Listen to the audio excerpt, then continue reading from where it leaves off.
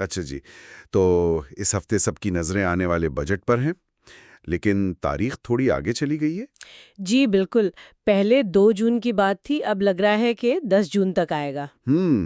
تقریباً 20 ٹریلین روپے کا حجم سننے میں آ رہا ہے، تو ظاہر ہے سرمایہ کاروں میں تھوڑی بے چینی تو ہوگی۔ جی بے چینی تو ہے، خاص طور پر جب IMF سے مذاکرات بھی چل رہے ہوں۔ تو آج ہم کوشش کریں گے کہ ان ذرائع کی روشنی میں دیکھیں کہ معاشی، مالیاتی اور کارپوریٹ محاذ پر کیا چل رہا ہے۔ بالکل، مقصد یہی ہے کہ سمجھیں کہ یہ ساری چیزیں، مطلب بجٹ کا انتظار، IMF کی باتیں، یہ معیشت کو استحکام کی طرف لے جا رہی ہیں یا کوئی نئے چیلنجز ہیں۔ صحیح، تو آئیے ذرا گہرائی میں ان نکات کا جائزہ لیتے ہیں۔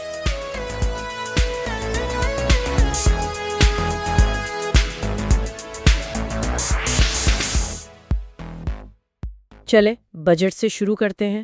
کچھ اچھی خبروں کی بھی امید ہے، مطلب ذرائع کہہ رہے ہیں کہ تنخواہ دار طبقے کے لیے شاید کچھ ٹیکس ریلیف ہو۔ جی، ایسی باتیں گردش تو کر رہی ہیں، اور شاید ریئل اسٹیٹ سیکٹر کو بھی کچھ رعایت ملے، لیکن دیکھیں یہ سب جڑا ہوا ہے IMF کے ساتھ جو بات چیت چل رہی ہے اس سے، ان کی منظوری اہم ہوگی۔ ٹھیک، یہ تو ایک پہلو ہوا، لیکن دوسری طرف حکومت کو پیسے بھی تو چاہیے، ریونیو بڑھانا ہے۔ بالکل، اسی لیے تو دوسری طرف کافی سخت تجاویز بھی ہیں، جیسے یہ بسکٹ، کیک، چپس وغیرہ، ان پر کوئی 150 ارب روپے کے اضافی ٹیکس کی بات ہے۔ اوہ اچھا۔ جی، اور جو برآمد کنندگان ہیں، وہ جو خام مال درآمد کرتے ہیں، اس پر 18% سیلز ٹیکس، اور اہم بات، فری لانسرز اور یوٹیوبرز پر بھی نئے ٹیکس لگانے کا سوچا جا رہا ہے۔ فری لانسرز پر اس کا کیا مطلب ہے؟ جی، یعنی جو لوگ آن لائن کام کر کے باہر سے پیسے کماتے ہیں، ان پر ٹیکس لگے گا۔ اس کا ہدف کوئی 500 سے 600 ارب روپے بتایا جا رہا ہے۔ اوہو، یہ تو کافی بڑا ہدف ہے۔ جی، اور ساتھ میں جو لگژری آئٹمز ہیں ان کی لسٹ بھی لمبی کی جا رہی ہے، جن پر 25% سیلز ٹیکس لگے گا۔ تو مقصد صاف ہے، ریونیو بڑھانا ہے اور IMF کی شرائط بھی پوری کرنی ہے۔ سمجھ گیا۔ اچھا، یہ تو ٹیکس کی بات ہو گئی، حکومتی خرچوں کا کیا حال ہے؟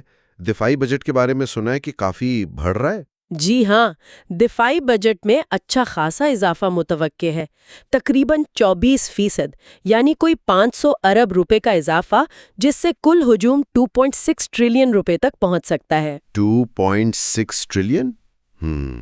اس کے علاوہ جو بے نظیر انکم سپورٹ پروگرام ہے BISP، اس کا بجٹ بھی 20% بڑھانے کی بات ہے، اور کسانوں کے لیے، خاص طور پر چھوٹے کسانوں کے لیے، ایک نئی قرض اسکیم بھی آ رہی ہے۔ اچھا، اور وہ وزارتیں بند کرنے کی بات کیا تھی؟ جی، کچھ ایسی وزارتیں جو زیادہ فعال نہیں ہیں، انہیں بند کرنے کے احکامات بھی دیے گئے ہیں۔ تو ایک طرف خرچے بڑھ رہے ہیں، دوسری طرف کچھ بچت کی کوشش بھی ہے۔ ٹھیک ہے، معیشت کو مستحکم کرنے کے لیے کچھ مثبت خبریں بھی ہیں، جیسے اسٹیٹ بینک کے ذخائر۔ جی بالکل، اسٹیٹ بینک کے جو زر مبادلہ ذخائر ہیں وہ $725 ملین بڑھے ہیں، اب $10.4 بلین پر ہیں۔ یہ ایک آپ کہہ لیں حوصلہ افزا بات ہے۔ یہ تو اچھی بات ہے۔ اور مارکیٹ میں پیسے کی روانی یعنی لیکویڈیٹی بہتر کرنے کے لیے اسٹیٹ بینک نے اوپن مارکیٹ آپریشنز کے ذریعے، یعنی بینکوں سے مختصر مدت کے لین دین سے، کوئی 12.8 ٹریلین روپے سے زیادہ رقم سسٹم میں شامل کی ہے۔ اچھا۔ اور IMF کے ساتھ جو مالیاتی فریم ورک ہے اس پر ابتدائی بات چیت ہو گئی ہے، اور زور اس بات پر ہے کہ مہنگائی کو 5 سے 7% کی حد میں لایا جائے۔ اسی سلسلے میں IMF ڈائریکٹر کا دورہ بھی اہم ہے۔ چلیں، یہ کچھ مثبت اشارے ہیں، لیکن اسٹاک مارکیٹ، وہاں تو کچھ غیر یقینی سی کیفیت تھی۔ جی، پاکستان اسٹاک ایکسچینج PSX پر جو KSE 100 انڈیکس ہے وہ اس ہفتے تھوڑا نیچے آیا، 0.46% گرا۔ بجٹ سے پہلے سرمایہ کار تھوڑا محتاط رویہ اپنائے ہوئے، یہ تو ہوتا ہے۔ سمجھ گیا۔ البتہ کارپوریٹ سیکٹر میں ایک بڑی خبر اینگرو کی ہے۔ انہیں جیز اور ویون کے ساتھ مل کر اپنے موبائل ٹاورز کو اکٹھا کرنے کی منظوری مل گئی ہے۔ وہ ٹاورز والی ڈیل؟ جی، اینگرو کنیکٹ کے نام سے 14,000 سے زیادہ ٹاورز ہیں۔ اس سے انفراسٹرکچر شیئر ہوگا، لاگت کم ہوگی اور شاید سروس بھی بہتر ہو۔ یہ تو واقعی ایک بڑی پیش رفت ہے۔ اچھا، اور ڈیجیٹل محاذ پر کیا ہو رہا ہے؟ مویشی منڈیوں میں ڈیجیٹل ادائیگیوں کی بات سنی تھی۔ جی یہ دلچسپ ہے۔ اسٹیٹ بینک 22 بینکوں کے ساتھ مل کر خاص طور پر عید الاضحیٰ کے لیے مویشی منڈیوں میں QR کوڈ کے ذریعے ڈیجیٹل پیمنٹس کو فروغ دے رہا ہے۔ پچھلے سال بھی یہ کیا تھا، اس سال پیمانہ بڑھا رہے ہیں۔ یعنی کیش لیس۔ کوشش یہی ہے کیش کا استعمال کم ہو۔ اور ایک اور خبر جو تھوڑی حیران کن لگی وہ بٹ کوائن مائننگ اور AI ڈیٹا سینٹرز کے لیے 2000 میگا واٹ بجلی مختص کرنے کی ہے۔ اس کا کیا پس منظر ہے؟ جی یہ واقعی ایک بڑا قدم ہے۔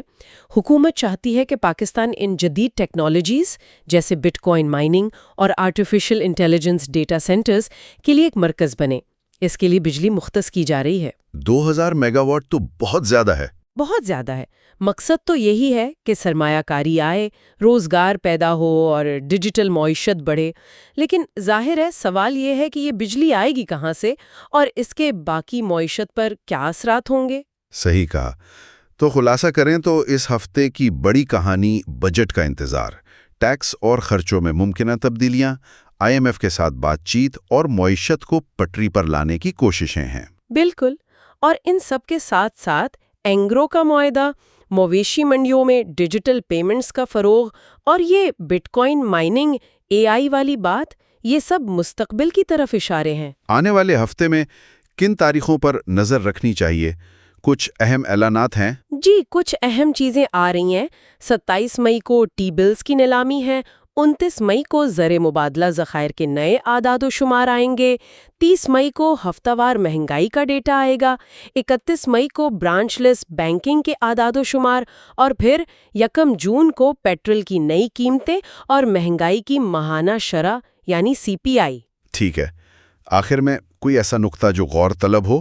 جی ایک بات جو سوچنے پر مجبور کرتی ہے، دیکھیں ایک طرف حکومت ڈیجیٹل جدت طرازی یعنی بٹ کوائن مائننگ اور AI جیسی چیزوں کے لیے بجلی دے کر حوصلہ افزائی کر رہی ہے، تو دوسری طرف جو ڈیجیٹل معیشت کے اہم لوگ ہیں جیسے فری لانسرز اور یوٹیوبرز، ان پر نئے ٹیکس لگانے کی بات ہو رہی ہے۔ یہ تو تضاد لگتا ہے۔ بالکل، تو سوال یہ پیدا ہوتا ہے کہ یہ جدت طرازی کی کوششیں، بڑھتے ہوئے دفاعی اخراجات اور IMF کی سخت شرائط، ان سب کے بیچ معاشی استحکام کا ہدف کیسے پورا ہوگا، یہ توازن کیسے قائم کیا جائے گا، یہ آنے والا وقت اور خاص طور پر بجٹ ہی بتائے گا۔